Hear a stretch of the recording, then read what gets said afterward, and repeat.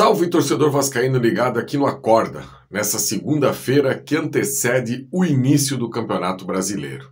É um prazer estar com você por aqui para falar de Vasco. E eu quero tirar hoje como parâmetro do que eu penso que o Vasco precisa para fazer um Campeonato Brasileiro de Série A sem sustos e conseguir algo até a mais. Ontem não, o final de semana inteiro eu tive a possibilidade de ficar assistindo aí as finais dos estaduais pelo Brasil. Confesso a você, torcedor, que eu gosto muito de campeonato estadual. É uma oportunidade que você tem de ser campeão frente ao seu rival, coisa que no Campeonato Brasileiro e na Copa do Brasil as chances são remotas. Primeiro que no Campeonato Brasileiro de pontos corridos você já não tem mais essa possibilidade. E na Copa do Brasil também dificilmente tem clássico aí numa final de Copa do Brasil. Mesmo assim, torcedor, o que a gente pode observar é o seguinte: não tem jeito. Dificilmente nos campeonatos estaduais não deu a lógica. No Campeonato Carioca, a equipe que tem o maior investimento, a equipe que tem o melhor elenco, foi lá e carimbou o título. No Campeonato Gaúcho, a equipe que teve um jogador igual o Diego Costa, que para a realidade do futebol brasileiro hoje é muito útil. No Botafogo, ano passado, ele entrou numa disputa ali com o Tiquinho que ficou meio desleal, porque o Tiquinho já tinha um tempo de casa, o Tiquinho vinha sendo o ídolo do Botafogo e o Diego Costa não conseguiu substituir o Tiquinho naquele momento que ele estava lesionado e, enfim, não teve encaixe. Mas sábado ficou provado que para esses momentos decisivos, jogadores com uma boa experiência no futebol europeu acabam fazendo a diferença e o Grêmio acabou sendo campeão com uma grande atuação do Diego Costa. No futebol paulista, a gente pôde ver aí mais uma vez o DNA do Abel Ferreira trazendo esse título com o Palmeiras, pelas suas convicções, por alguns jogadores que eram contestados, e eu vou dar um exemplo para vocês de um deles. O Flaco Lopes, que ontem foi decisivo com aquela assistência no segundo gol do Palmeiras para o jogador, o Aníbal Moreno, era um jogador que o torcedor do Palmeiras não suportava mais. E foi o jogador com maior investimento da era aí, desse último Palmeiras que ganha tudo. Então, assim, mais uma vez, um jogador com um bom investimento dando a resposta. No Clássico Mineiro, Cruzeiro e Atlético Mineiro, o Vasco, o torcedor vascaíno, e eu sou um deles, fiquei triste com a não possibilidade do Vasco fazer uma proposta para o Gustavo Scarpa.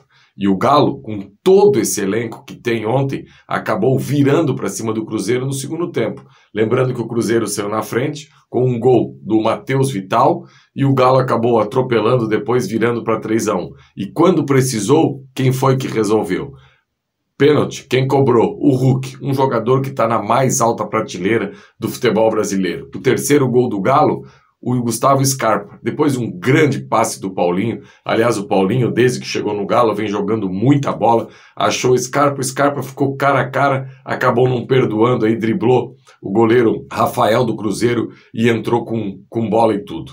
Aqui, no meu estado, no Campeonato Catarinense, o campeão foi o Criciúma. A equipe com maior investimento, a única equipe que está na Série A. Talvez aonde ficou fora do script foi o Campeonato Baiano, em que o Vitória, que não tem um elenco tão com nomes de expressão, acabou sendo campeão em cima do Bahia. Só que se a gente parar para pensar também, e ontem eu até fiz essa provocação no grupo de WhatsApp do Atenção Vascaínos, de quem é membro. Aliás, você que não é membro ainda, torne-se membro, que é muito bacana. Eu fiz essa provocação. Também no elenco do Bahia, é um elenco melhor do que o Vitória? Agora, não dá para você chegar lá e falar assim, olha, eu quero 3 jogadores desse elenco do Bahia que seriam titulares inquestionáveis dessa equipe do Vasco. Longe disso. Não tem lá nesse elenco do Bahia também jogadores assim que iriam fazer a diferença. Já no elenco do Palmeiras, no elenco do Galo, no elenco do rival, no elenco do Grêmio, alguns jogadores seriam titulares na equipe do Vasco e titulares incontestáveis. Então, torcedor, eu vejo que o Vasco precisa, já nessa janela doméstica, pelo menos 2 nomes acima daquilo que vem sendo especulado. Com todo respeito, eu tive a oportunidade de assistir o Kaique no último final de semana, esse jogador do Juventude contra o Grêmio. Não é esse tipo de jogador que a gente precisa.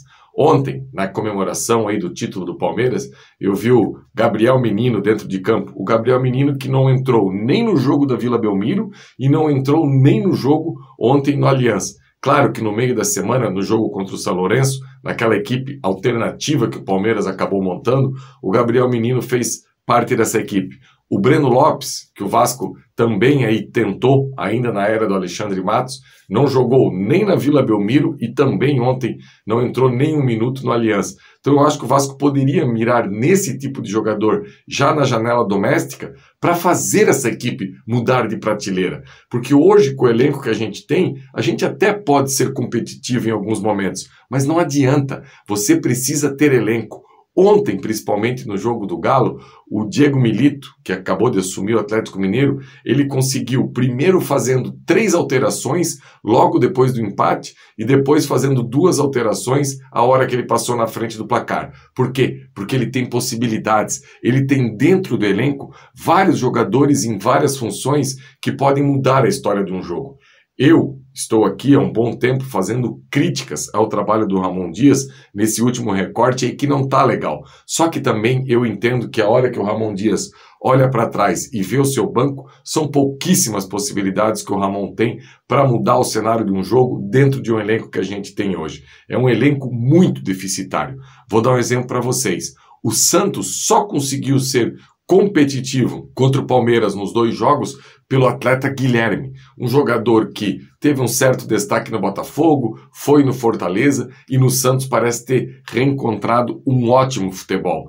E o Guilherme, no primeiro jogo, fez a diferença para a equipe do Santos, jogou muita bola e ontem, quando o jogo estava 1-0, ficou cara a cara com o Everton, em mais uma jogada individual, o goleiro do Palmeiras acabou fazendo uma grande defesa. Um jogador igual o Guilherme, de velocidade, de sprint, de partir para cima da zaga, de puxar um contra-ataque, o Vasco, com a ausência do Peck, não tem ninguém no seu elenco. Talvez o Eric Marcos. Só que para mim fica claro que o técnico Ramon Dias não tem essa paciência ou até com essa questão de querer preservar a base, não vai lançar esses garotos. É uma pena, porque a gente perdeu um campeonato estadual inteiro com a possibilidade de colocar esses jogadores para jogar, de testar um pouco mais esse pessoal da base. O Ryan é outro caso para você ver se esses jogadores têm uma capacidade de crescimento, se vão ficar por aqui, enfim. Eu cobro do Ramon, agora eu também vejo que a direção do Vasco precisava ir no mercado e dar essa resposta aí para que a gente pudesse ter um campeonato brasileiro mais tranquilo. Lembrando que já começamos contra o Grêmio, heptacampeão gaúcho. Depois a gente vai enfrentar o Red Bull Bragantino, que foi semifinalista do Campeonato Brasileiro, e a gente sabe como que esse Red Bull Bragantino tem uma caixinha pronta. E depois o clássico contra o Fluminense. Ou seja, os 3 primeiros jogos do Vasco já são pedreiras. E esse é o meu medo, que a gente não tenha uma boa arrancada. Se ano passado, que a gente já arrancou com 4 pontos contra Galo fora e Palmeiras, a gente já fez um turno ridículo, imagina se a gente não conseguir esse ano ter, pelo menos nesses 9 primeiros jogos aí, fazer 5 pontos que eu estaria satisfeitíssimo. Uma vitória na primeira rodada, um empate contra o Red Bull e um empate no Clássico para trazer esse jogo contra o Criciúma já sem pressão, que é na 4ª rodada. Porque se a gente for para a 4ª rodada já com a possibilidade de vencer ou vencer, principalmente enfrentando uma equipe que não vai vir se jogar para cima do Vasco, a gente já sabe das dificuldades que a gente tem quando enfrenta equipes de menor investimento. Então, esse é o meu recado hoje por aqui. Não adianta. Você pode ter estrutura, você pode ter um bom técnico, você pode ter tudo. Agora, o que ganha, o que decide jogos e o que decide campeonatos continua sendo jogador bom, jogador de qualidade, elenco de qualidade.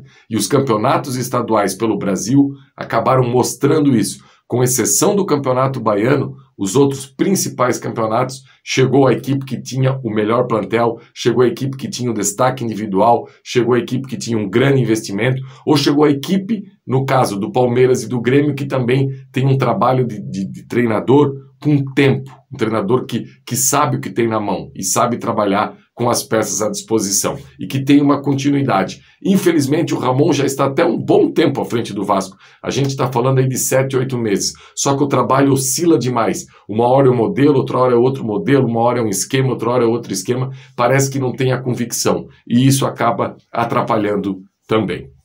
Beleza, galera? Hoje à noite a gente se encontra lá no Golfe, nessa festa que a gente está preparando aí pelo 5º ano de aniversário do canal Atenção Vascaínos. Espero, quem tem a oportunidade de estar lá, dar um abraço em cada um de você, torcedor. E essa semana a gente se encontra várias vezes aqui no Atenção e também no AV+. Ou no Bom Dia Gigante, ou no News, ou aqui no Acorda Vascaíno, enfim, nessa semana de preparação. E se tudo der certo, que a diretoria do Vasco agora com a final dos estaduais possa apresentar aí pelo menos 2 jogadores diferentes para a gente continuar fomentando um otimismo para essa estreia no Campeonato Brasileiro. Abraço, galera!